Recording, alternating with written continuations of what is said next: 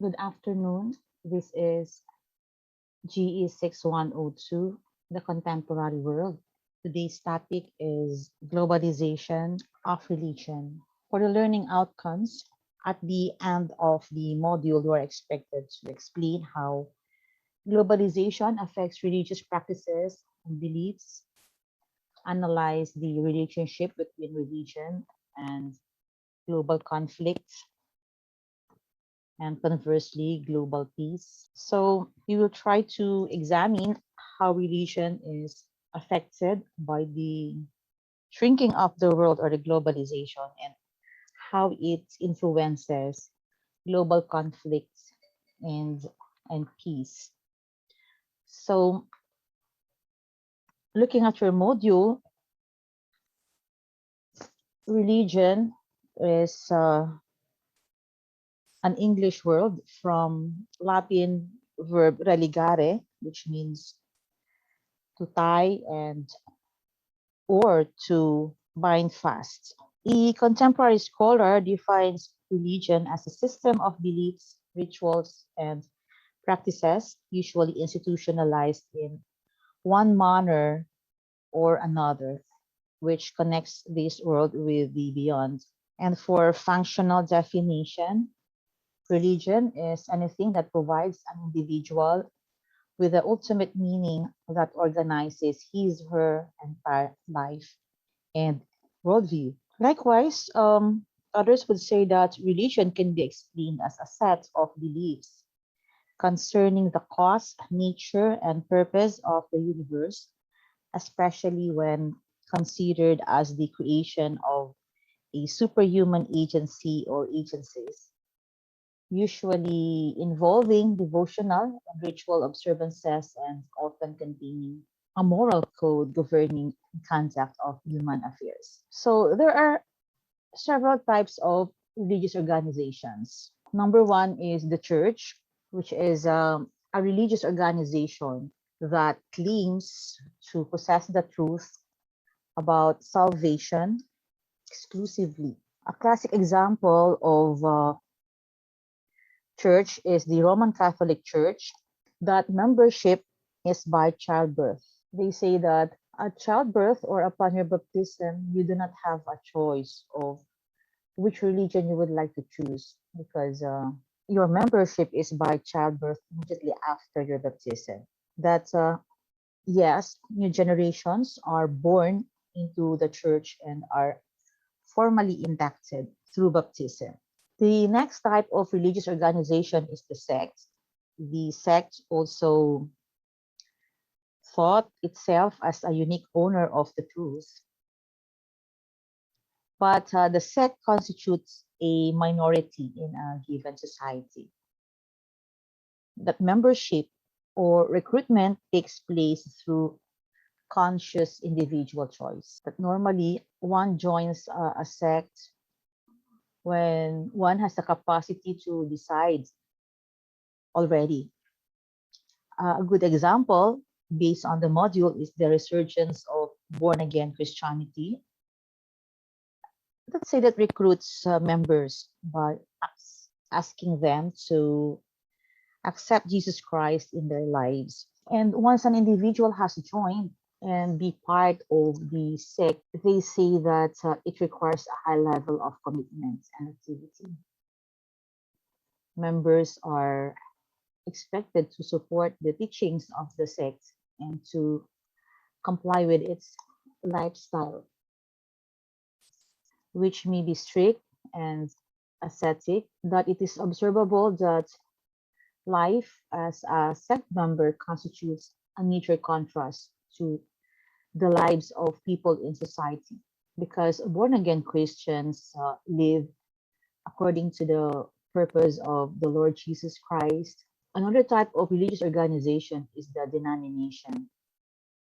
And in contrast to the church and sect, the denomination is they are oriented toward cooperation. People join through individual and voluntary choice, although the most important form of recruitment in established denominations takes place through childbirth also.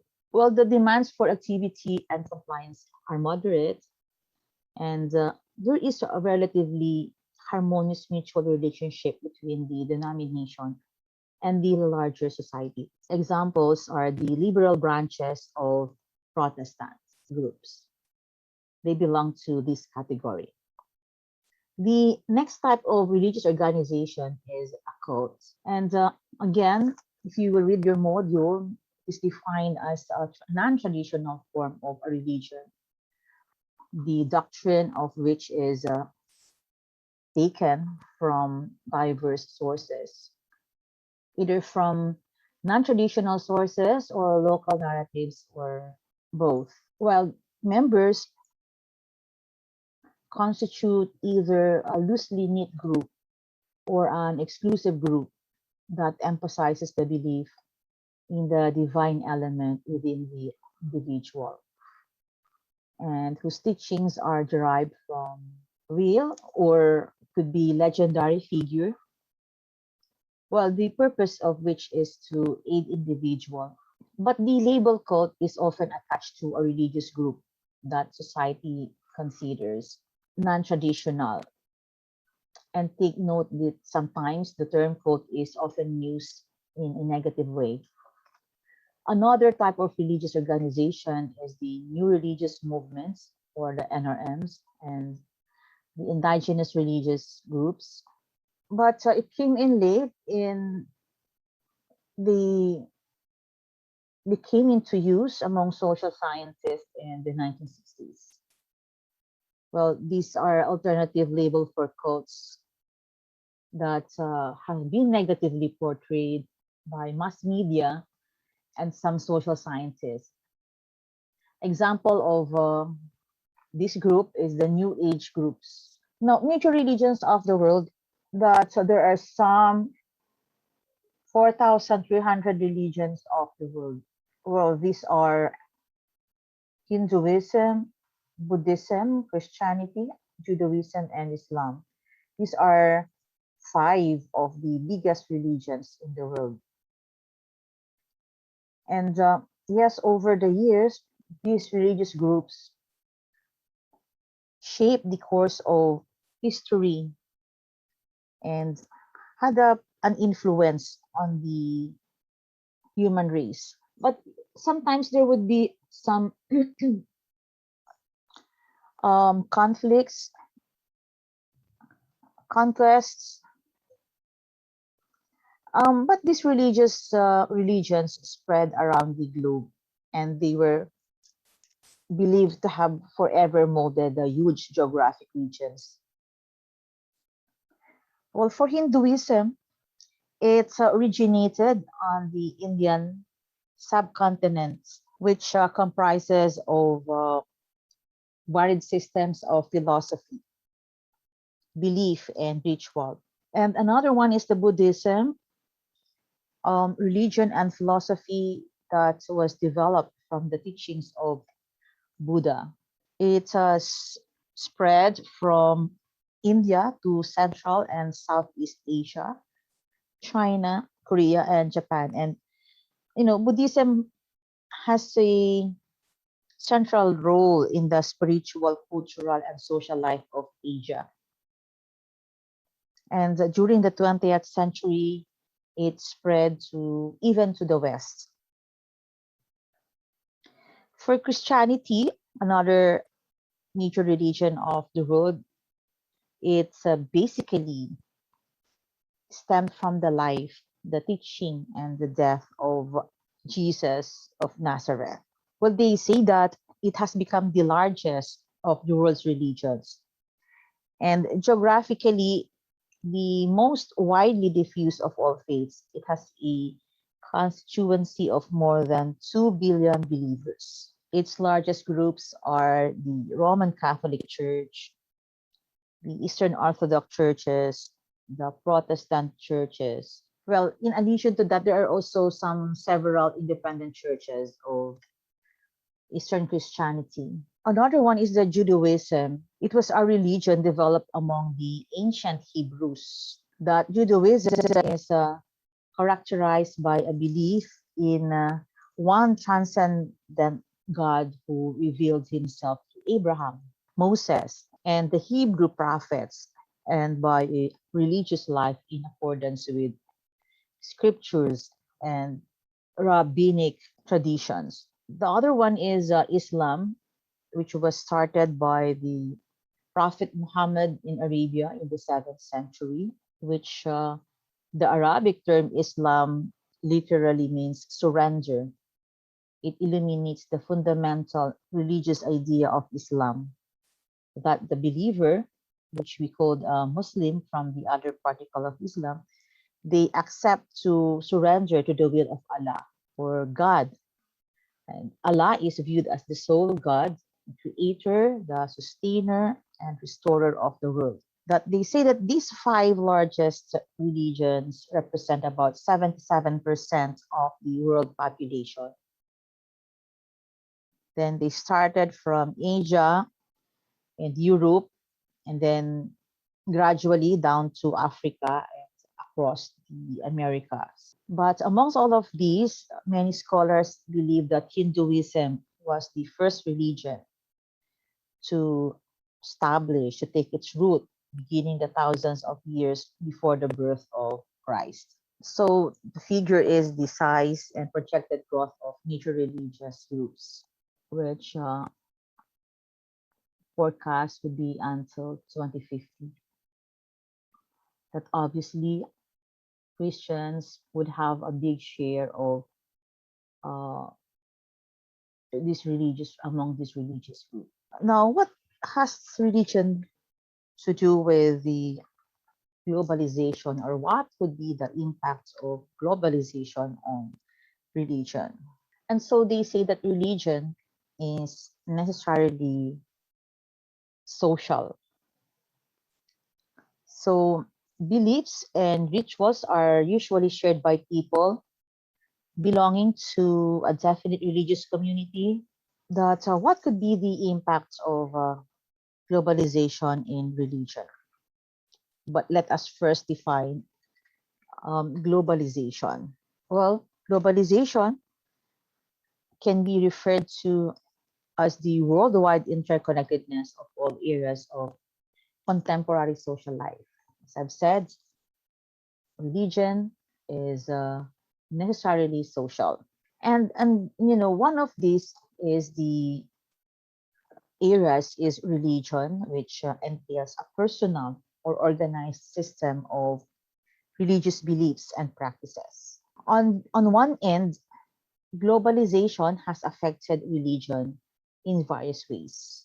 It paved the way for the rise of religious nationalism. An example of that is in the Philippines, for example, the Philippines crafted a law when it's being sponsored by a lawmaker that sometimes anchored on the lawmaker's belief in Christianity. That if you remember in 2018, a National Bible Day was declared as a special working holiday. Also, globalization led to the turn of religion into public life as a reaction to post-World War II modernism. That they say that religion goes beyond the administration of the sacraments for Catholics, for example, and they could also focus more on the social concerns of the poor and the oppressed inside and outside the church. The next one is the proliferation of international terrorism, which these are termed religious extremism. This is actually a type of political violence that is anchored on the belief that a supreme being grants violence in the act of glorifying one's faith. Um, Extremists believe that it is their duty to fulfill God's will through violence. And the example was that in 2017, for example, the ISIS, or the Islamic State of Iraq and Syria, it was a known extremist group that triggered the locals of Mindanao to launch the Barawi siege for 5 months.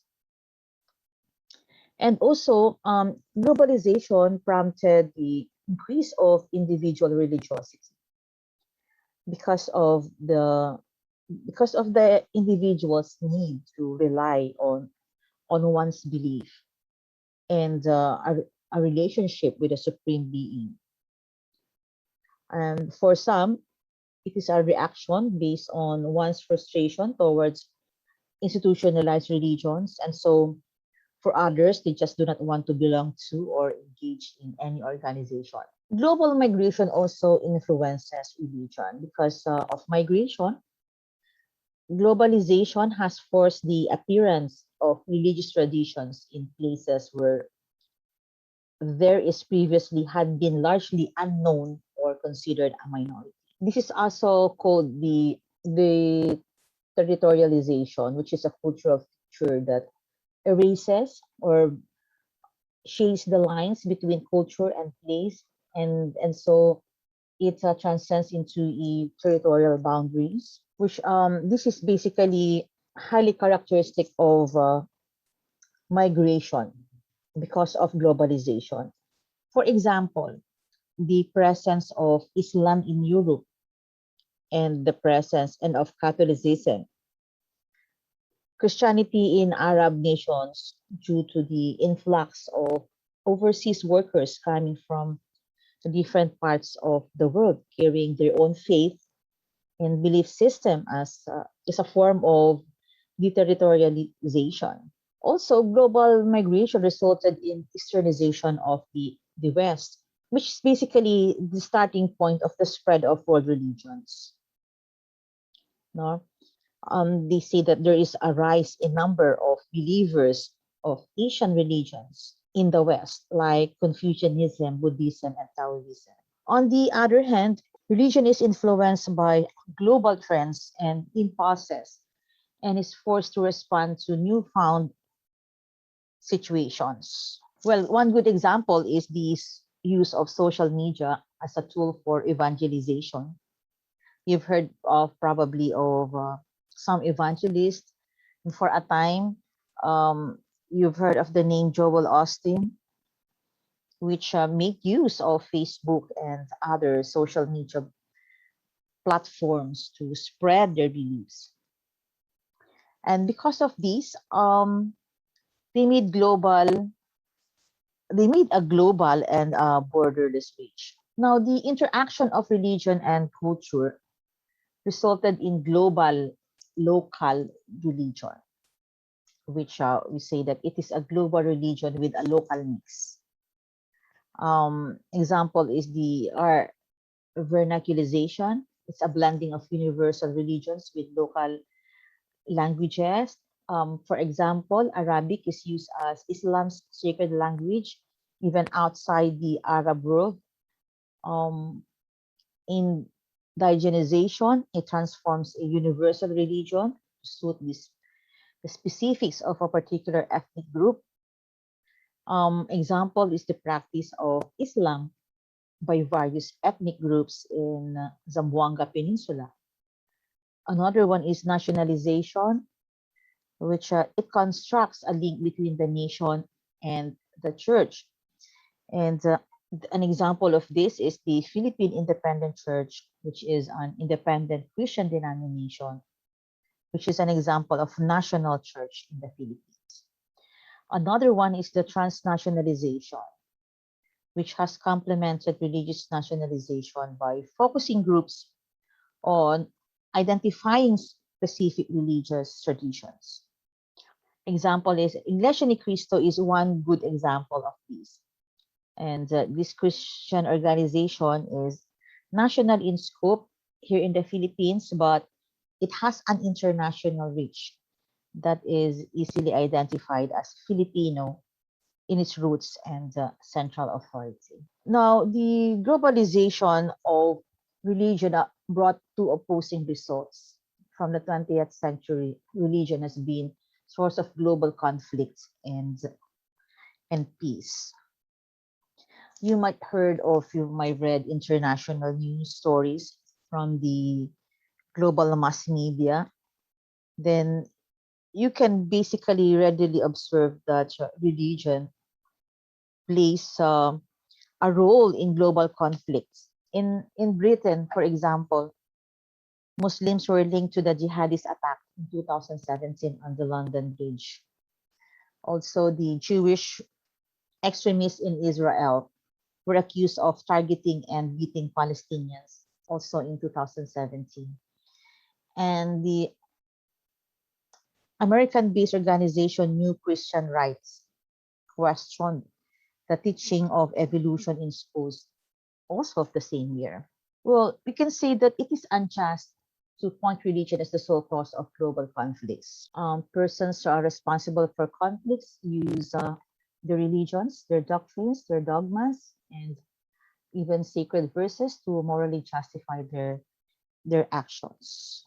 And example would be Osama bin Laden's attack on the World Trade Center in 2001, the Marawi siege, or the Hindu nationalism. And so the main point is not the global conflicts, but the role of religion in these conflicts.